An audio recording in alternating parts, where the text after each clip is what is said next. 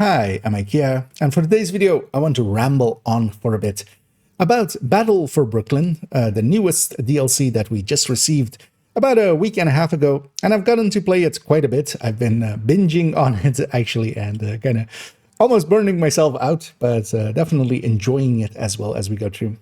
In this video, I kind of wanted to give my thoughts on it, kind of as a lot of people have been asking me just what I think of it, so I can just send them over here. And together with that, we'll go over what is actually included in here, how big is it, how many missions are there, how many things are there to do, and kind of discuss, is it maybe worth it to you, and especially as well, if it's good enough to kind of carry the Division name. So yeah, let's go get started. And to start this discussion, we're come to the place where it all began a long time ago in a game, actually not that far away in Division 1. It all began here.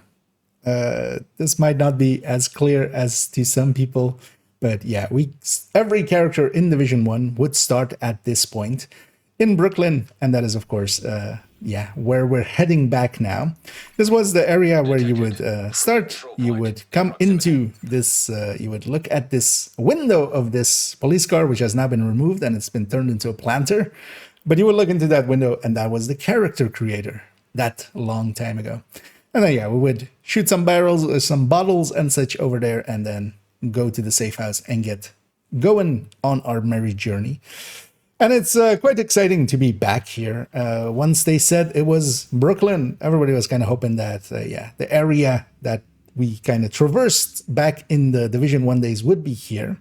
And it is Dumbo, as it's called, as I still can't say it without chuckling.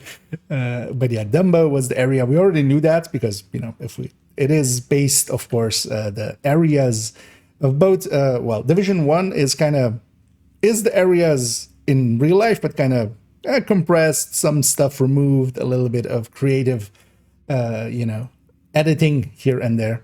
But actually, the Washington, D.C. and the New York from Division 2 are actually one-to-one. So if you actually even go to Google Maps, you'll have the same layout in maps. Of course, not destroyed because, yeah, for instance, this bridge is, of course, shattered to pieces. But yeah, not in real life, at least not last time I checked.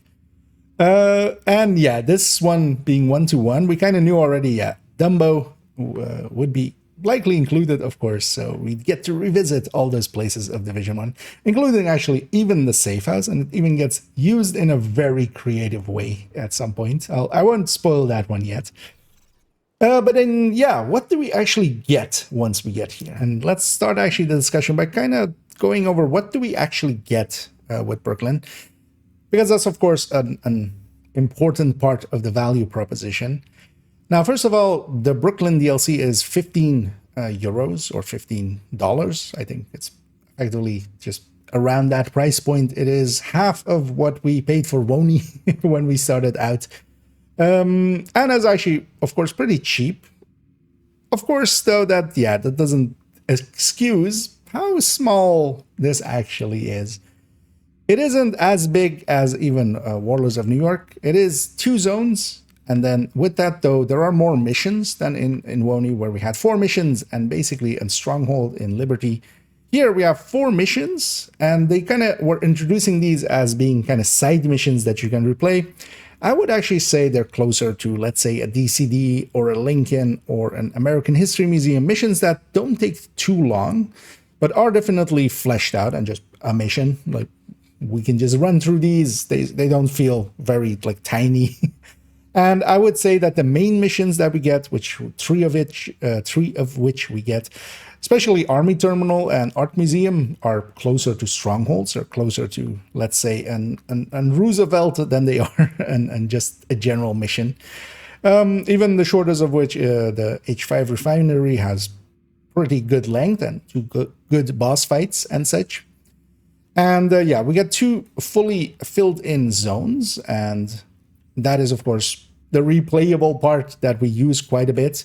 With that as well, a bunch of places, extra places now for targeted loot. Of course, we have the 3 main missions, the 4 missions, and then the 2 zones, all giving us places for some more targeted loot, which was really needed.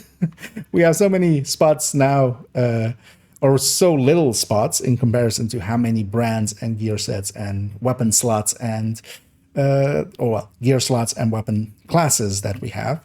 So it is good to have a few extra. 4 control points here as well.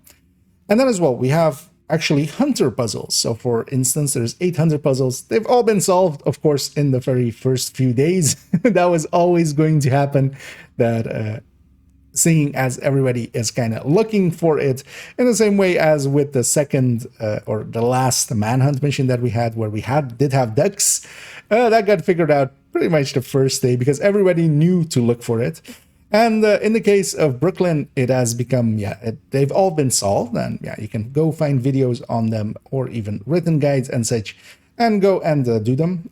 They are actually a little bit simpler than, let's say, the WONI or DC hunters. A lot less of things are time dependent. There is only really one hunter that is time dependent. So you can kind of do it at any time. For the rest of them, there's a lot of running involved, but it isn't a lot of waiting. You're generally just running around and getting all of the stuff. I actually did it a few days ago on a separate character, and it took about an hour and a half to... We did it actually as a group, but all of us went to each point because I wanted to kind of show it on stream. And because of that, we hit everything all together. We could have spread up actually, and you go get this one, you go get that one. That would have definitely been faster, and you can do that. That does work, and we have done that at other times. So you could actually cut that down by quite a bit once everybody's kind of knows where everything is. You just go, okay, you go get this part, I'll go get this part, and we'll meet in the middle for it.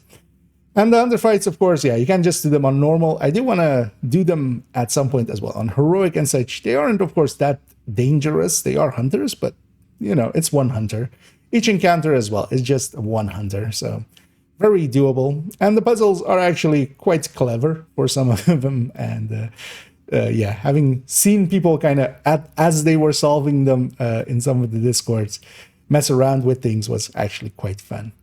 Together with that as well, we have bounty locations here, we have world names, and actually as well, one of the things that, for instance, really does give me the idea of this is a fully fledged DLC for the game, is that there are actually apparel. Once you reach into Brooklyn, you'll hear a sound that you may have not heard for quite a while opening some of the backpacks and chests and such, is that, apparel starts dropping. Now, actually, because there wasn't a list like this, I actually went and made myself it while doing it on second account, because on the first time through, I was just so surprised I didn't even think to keep track. I've noticed that, basically nobody else did either, so I went and made my own. I'll link this one down below. This is the 19 pieces of apparel that we get from Brooklyn. They only drop in Brooklyn. So once you buy the DLC, it's not that they just start dropping everywhere, but as you're going through Brooklyn, you'll get 19 pieces of apparel, which, for instance, if this wasn't in the DLC, nobody would bat an eye. Like, no, there is no apparel here. Like, why would there be, right?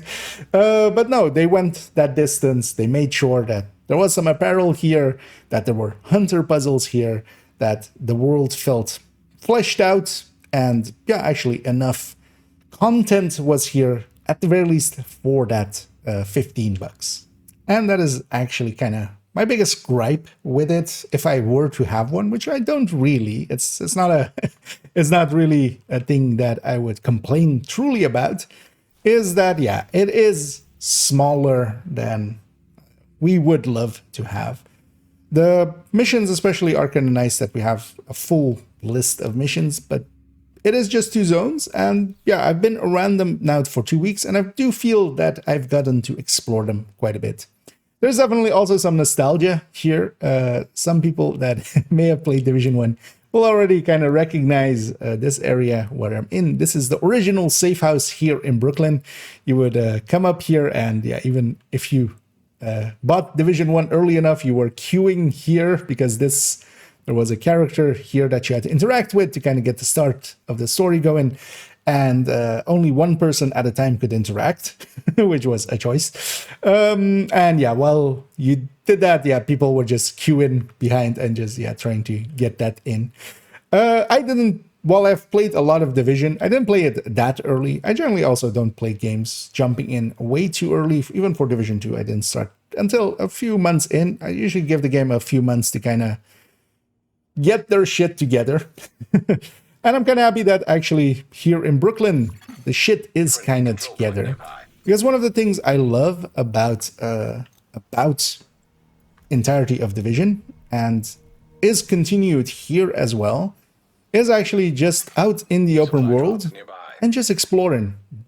I don't think any game really does cityscapes as well as Division, although there's a few contenders, especially current, based on reality kind of cityscapes. Cyberpunk, of course, for instance, does make a beautiful city. It is even a protagonist in the story, one might say.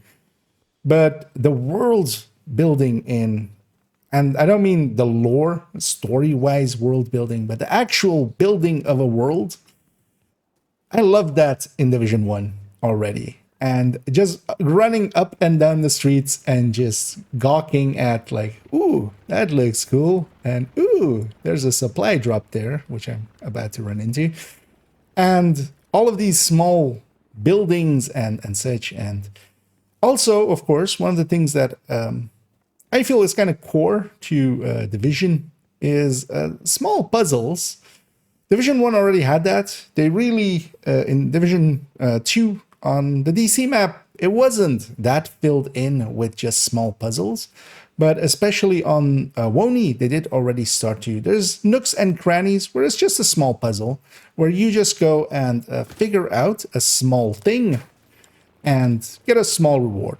Now, of course, some of those things are tied into, as it's coming over here exactly. As for instance, there are exploding plushies. What could that mean? Now, of course, for those in the know, they already know what that means, but you see them and you go like, oh, what could this be? What would this be? What will this become? And that's the interesting things, of course, of exploring a new area is finding new things, and there are definitely some new mechanics here. There's of course some old as well. For instance, here again as well, something that wouldn't be missing at all if it wasn't in Brooklyn, which is here the ambushers, the faction that tries to come and steal your loots. If these guys weren't in Brooklyn, nobody would notice, right? But they went out of their way and put that in. They went out of their way and put, for instance, the Hoarder in. The Hoarder is in here. And yeah, there's all kind of little small puzzles where, for instance, here, there's a locked door over there. And, you have to find the right spot to shoot out the lock. And then you get a little prize for it. And that is one of those things that could have very easily not been done. This just could have been a city, like alleyways in the middle to go through.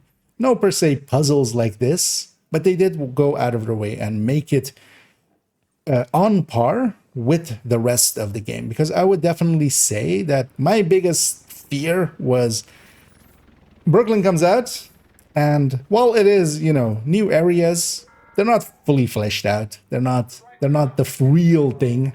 There isn't, art on the walls every other place. There isn't there isn't love put into it. There aren't pumpkins in planters for which you can get a commendation, which is also important. There's actually a lot of commendations. They have actually put in the commendations. And of course, yeah, as we saw with the plushies, there's even, collect a part. What could this be? And puzzles to figure out.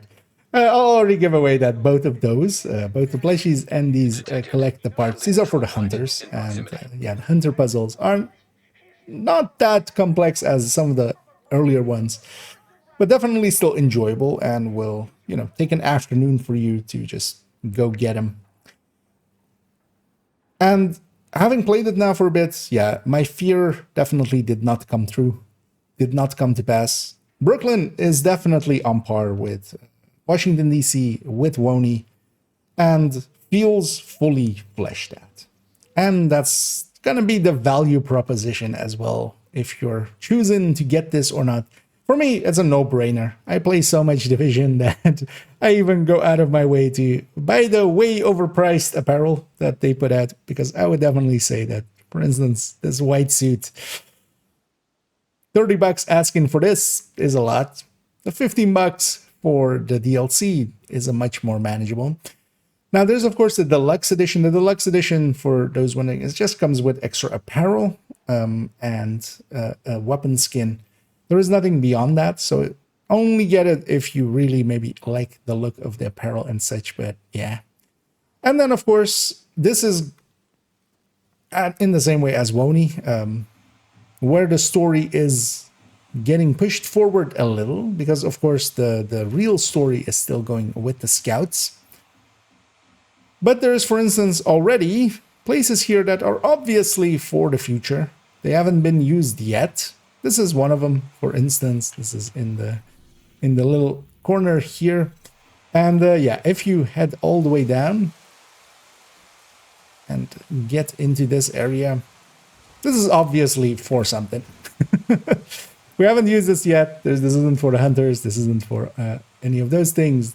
But obviously, there's a lot of spawn points here and even containers that are obviously spawn points.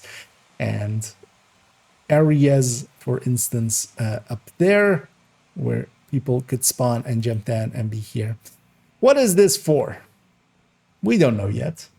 And that's kind of the exciting thing, of course. Maybe this won't get used. Maybe this is just cut content, because we have that, of course, as well. But yeah, there is likely more going to come to the DLC, especially as well as we even have a resource that we can get from some bounties, which is the infrastructure key cards. Nobody knows yet what they're for. So there are secrets left, even though the hunters are kind of solved. A few other things are solved as well, as for instance, where the last echo is and things like that. Some of the commendations on how to get them and do them quick.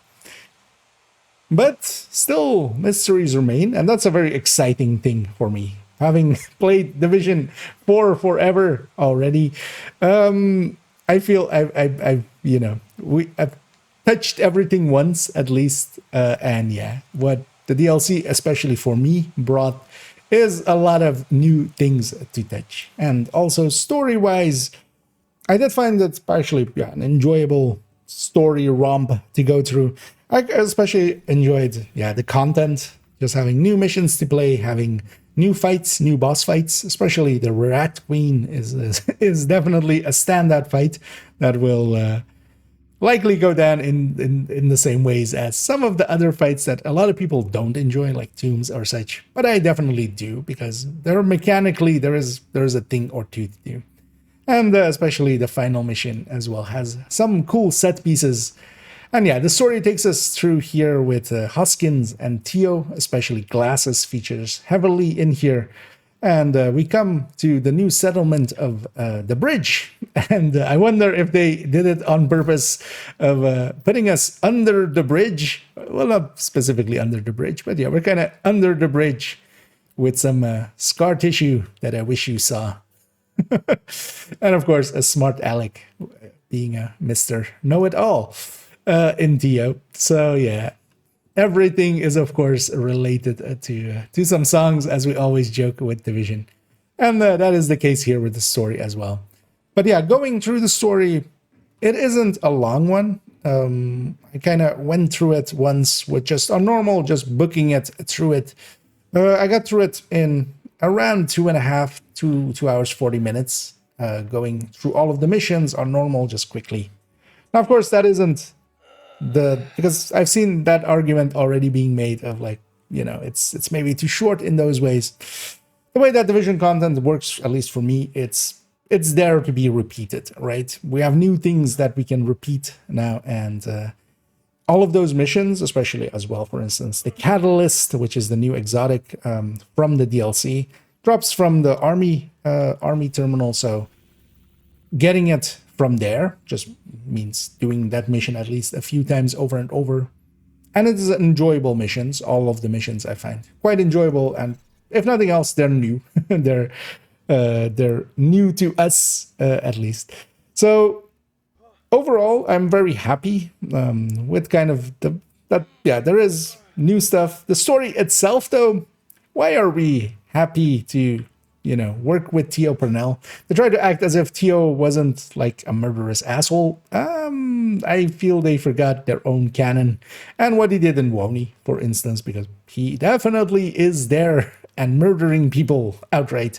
He isn't, just accidentally there, nor is Keener, redeemed yet.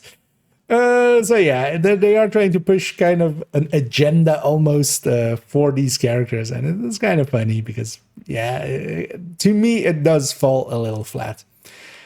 But for me, the main story of Division isn't really that important. The lore and the world kind of is, and so far, well, they're trying at least. There is at least a few interesting parts into it, and if you pay attention, and I've been following, for instance, the Centcoms and such.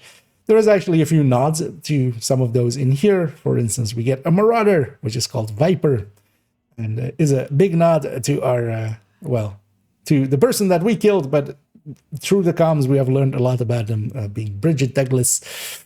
And yeah, it is actually hitting up and tying up a few loose ends as well. The story, though, yeah, I wouldn't say it is a 10 out of 10. It is kind of schlock. It is background noise to me. I always kind of has been. I do enjoy having parts of it, and some parts, sometimes they do interesting stuff with it. For instance, with trying to rehabilitate the President Ellis, with the Fei Lao things. That was, for instance, an interesting story twist, and actually kind of fit in as was. But yeah, let's take it to our conclusion. And to conclude my thoughts here on BFB, the Battle for Brooklyn, the DLC. I've very much enjoyed it. And yeah, it is definitely a thing that will give us a lot of new places to discover. And I've been very much enjoying just walking through the streets and doing some activities here and there, finding all of the little puzzles that they've put in the world and trying to figure them out, as all of those are very enjoyable. Now, of course, once you do them a few times, you know what they are. That's always the case. That was the case with Wony. That was the case with the base game for me. But having a new place to do it after all this time, yeah, it was worth it to have no sleep till Brooklyn. At least to me. There is definitely still the kind of in the back of the head, the little bit of a niggle of, man, I wish it was bigger. I wish we had more. But especially if they put out this maybe once a year, maybe once a year and a half or something, I would be a very happy Division player.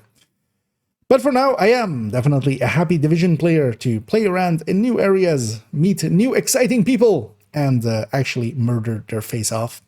That's also actually one of the downsides for me as well, that we didn't get any new factions, but at least the factions that are here, the Cleaners, the Rakers, and spoiler warning as well, the Black Tusk, of course, show up, because of course they do. they have their fingers in everything. But yeah, we didn't see any new factions, but at least the factions that we saw did get changed up a little bit with their purple flames. So yeah, thank you for joining me on this one, and hope you have been enjoying Brooklyn so far, or maybe this has convinced you to maybe give it a try. Price-wise, it's not that bad, so it's well worth it if you already enjoy Division. Of course, if you don't like Division already, why are you watching my channel? It would be the kind of the question, right? But yeah, if you're interested in it, it is well worth it. There are, of course, yeah, it isn't humongous. It isn't completely game-changing. It isn't completely, dozens of new game modes or such. But for what it is well worth it and well made. So thank you for joining me for this one. If you did enjoy this video, hit any and all of the algorithm things down below, as they do help out. So I do appreciate it. For my future videos, we're going to go into the Pakan and the Nimble Holster. We're going to do a combined video on the exotics, on those two exotics, as neither is per se, yeah, that interesting. But yeah, it's handy if we actually do know how much they can get us or lose us. So I hope you join me for that one. And in the future as well, we're going to likely go into that first call for backup, as as I've been just putting it off and off. But that'll come up in the future. Hope you join me for those. And as always, have a good night.